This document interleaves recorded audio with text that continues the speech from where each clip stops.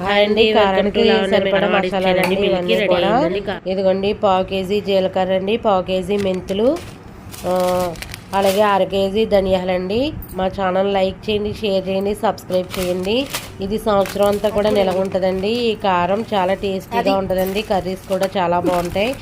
అన్నీ వేసినయేనండి, అన్నీ కామన్గానే ఉంటాయి. కానీ నేను గసగసాలు, లామొగ్గ, చెక్క వేస్తానండి. టేస్ట్ చాలా బాగుంటుందండి. నేను మా అత్తయ్య గారి దగ్గర నేర్చుకున్నాను. ఇదిగో గసగసాలు 50 గ్రాములండి, లామొగ్గలు 50 గ్రాములండి, అలాగే చెక్క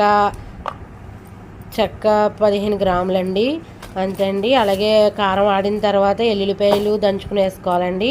ఇవి ఒక 1/2 కేజీ అండి. ఇవి 1/2 కేజీ అండి. ఎల్లుల్లిపాయలు 1/2 కేజీ దంచుకొని కారం అయిపోయిన తర్వాత కలుపుకొని అది కూడా ప్రాసెస్ చూపిస్తానండి. అలాగే ఉప్పు 2 తవలండి.